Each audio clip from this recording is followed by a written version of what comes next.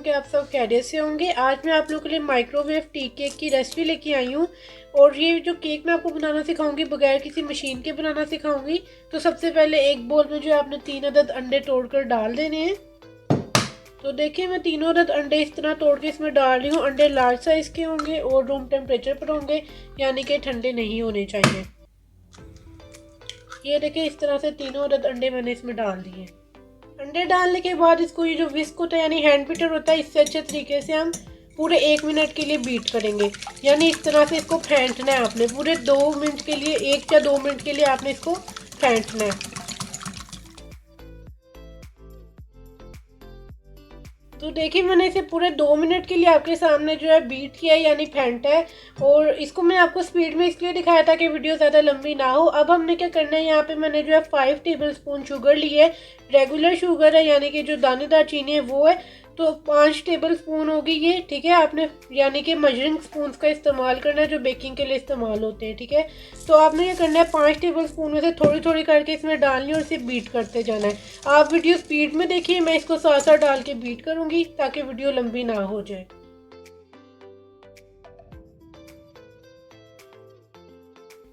तो देखिए मैंने आपके सामने इसको बीट किया और आप लोग देख सकते हैं कि मैंने जो है चीनी को थोड़ा थोड़ा करके डाला है। इसी तरह अगर आप डालेंगे फिर ही चीनी अच्छे से इसमें हल होगी, फ़ौरन डाल देंगे तो फिर बहुत ज़्यादा मुश्किल होगी आपको। तो देखिए बैटर जो मिक्सचर है ना हमारा चीनी और अंडों का बिल्कुल तैयार हो चुका है। इस तरह का रनी होना चाहिए। इसको मुझे बीट करने में इस विस्क से जो है 5 मिनट लगे, 5 से 6 मिनट भी लग सकते हैं।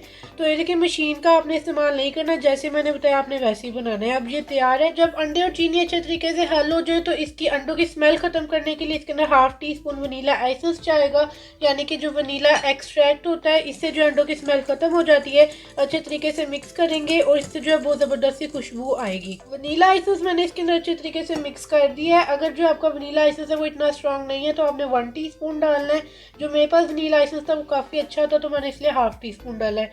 अब इसके अंदर वेजिटेबल ऑयल जाएगा 6 टेबल स्पून जो है मेरे पास ऑयल, यानी कि जो होता है ऑयल सिंपल हर घरों में अवेलेबल होता है। बटर इस्तेमाल ना कीजिए, सिंपल ऑयल यूज़ करें। तो यहाँ पे भी मैंने मेजरिंग टेबल स्पून का इस्तेमाल किया है। मेजरिंग स्पून आपको मार्केट से मिल जाएंगी। तो ऑयल डालने के बाद आपने इसको अच्छे तरीके से मिक्स कर लेना है। तकरीबन 30 सेकंड के लिए इसे मैं मिक्स करूंगी यानी बीट करूंगी, फिर आपको दिखाती हूँ। तो ये देखिए इसके अंदर ऑयल मैंने मिक्स कर दिया है। अभी भी ये इसी तरह का है, थोड़ा ऊपर से जो है झाग बनी हुई है और अंदर से ये जो है रनी सा बैटर है। तो अब ये विस्क है इसको थोड़ा साइड पे करेंगे और अब इसके अंदर ड्राई इंग्रेडिएंट्स ऐड होंगे। ड्राई इंग्रेडिएंट्स में मैंने यहाँ पे जो है 16 टेबल स्पून फ्लोर लिया है यानी कि मैदा। तो ये 16 खाने के चम्मच है यहाँ पे जो मैंने लिया है। और इसके अंदर जो है 1 टीस्पून बेकिंग पाउडर ऐड होगा। ये मेजरिंग स्पून का आपने इस्तेमाल करना है। ये देखिए इस तरह की होती है मेजरिंग स्पून, डिफरेंट कलर की भी मिलती हैं आपको। तो बस ये 2 ड्राई इंग्रेडिएंट जाएंगे, इसके अलावा आपने कुछ भी ऐड नहीं करना। तो ये दोनों चीज़ें डालने के बाद जो है आपने जो है इसको हल्के हल्के हाथों से एक ही डायरेक्शन में मिक्स कर लेना है। इसी में ये जो बीटर है ना इसी से। वीडियो आप स्पीड में देख ले वरना बहुत लंबी हो जाएगी। तो देखिए मैंने आपके सामने जो है बैटर को फोल्ड किया यानी कि मिक्स किया एक ही डायरेक्शन में। इस तरह से बैटर हमारा बिल्कुल तैयार हो चुका है। अब हम मोल्ड को ग्रीस करेंगे। तो यहाँ पे जो है मैंने केक का लूफ पैन लिया है, तो इसको जो है हम ग्रीस करेंगे। 6 या 7 इंच का आप ले सकते हैं, मेरे पास ये बड़ा है तरह 8 इंच का। तो इसको जो है मैं 1 टीस्पून ऑयल डाल के हर साइड से ग्रीस कर दूँगी, यानी इसके कोने भी अच्छे से ग्रीस करने हैं आपने। तो ये देखिए मैंने इसके ऊपर जो है रजिस्टर का कागज़ अप्लाई किया, इसी शेप में कट कर दिया था। और अब इसके ऊपर भी मैं ½ टीस्पून के बराबर ऑयल डाल के इसको अच्छे से ग्रीस कर लूँगी। तो देखिए अब मोल्ड जो हमने ग्रीस किया है इसके अंदर सारा बैटर डाल देंगे। देखिए कितना ज़बरदस्त बगैर मशीन के बिल्कुल लम्स फ्री बैटर बनकर तैयार हुआ है। तो इसके अंदर मैं सारा बैटर डालती हूँ, उसके बाद आपको दिखाती हूँ। तो देखिए जो है इसको मैंने इस तरह से टैप टैप किया है 1-2 दफ़ा, ताकि जो इसमें एयर बबल्स है वो ख़त्म हो जाए। अब इसको बेकिंग की मैं आपको टाइमिंग बताती हूँ। तो देखिए यहाँ पे जो है इसको हम माइक्रोवेव के अंदर रखेंगे।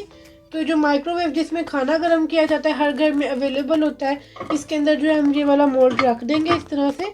शीशे का मोल्ड होना चाहिए तो फिर ही, या सिलिकॉन का, ठीक है। मेरे पास ये शीशे का मोल्ड है।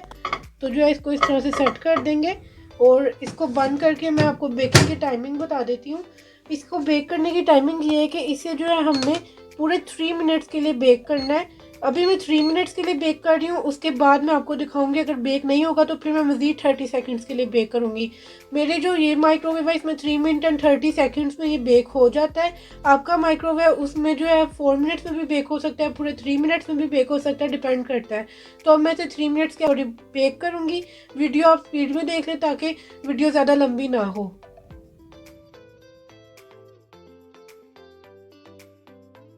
तो देखिए आपने आपके सामने जो है मैंने इसे 3 मिनट्स के लिए बेक किया है। अब मैं आपको इसकी पोजीशन दिखाती हूँ। तो ये देखें अभी जो है ये अभी सही से बेक नहीं हुआ। ये अगर आपको नज़र आ रहा है ये अभी बेक नहीं हुआ सही से। अभी मैं इसे मज़ीद 30 सेकंड्स के लिए बेक करूँगी, उसके बाद आपको दिखाती हूँ। तो ये देखें इसको दोबारा से इसमें रखेंगे। अब इसे दोबारा से मैं 30 सेकंड्स के लिए बेक करती हूँ।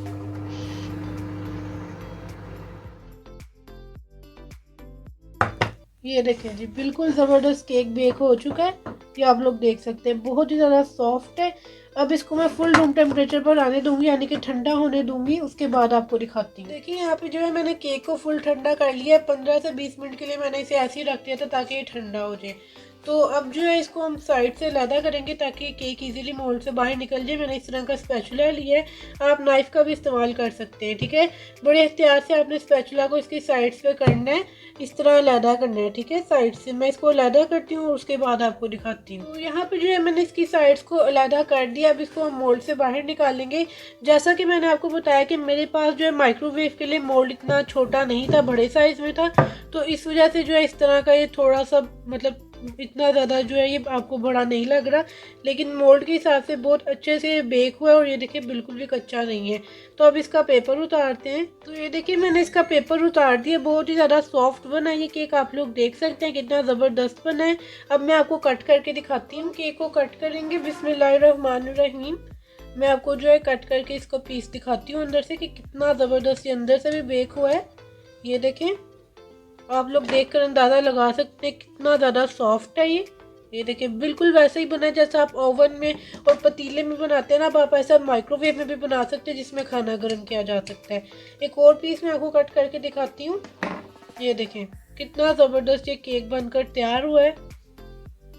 इसी तरह मैं इसके बाकी के पीस भी कट कर लेती हूँ। तो यहाँ पे देखिए मैं अब आपको केक भी यहाँ पे तोड़ के दिखा देती हूँ कि कितना ज़्यादा सॉफ्ट है। ये देखिए चेक कर सकते हैं आप लोग माशाल्लाह से कितना ज़बरदस्त ये बना है, बिल्कुल भी नहीं कच्चा। उम्मीद करती हूँ कि आप सबको मेरी आज की आसान सी रेसिपी पसंद आई होगी। अगर आपको मेरी रेसिपी पसंद आई है तो प्लीज़ मेरी वीडियो को लाइक करें, चैनल पर नए हैं तो सब्सक्राइब कर लें और अपने फ्रेंड्स एंड फैमिली मेम्बर्स के साथ भी लाजमी शेयर करें। जिन्हें बेकिंग में इंटरेस्ट है उनके साथ मेरे चैनल को शेयर करें। इंशाल्लाह मिलते हैं नेक्स्ट वीडियो में। अल्लाह हाफिज़।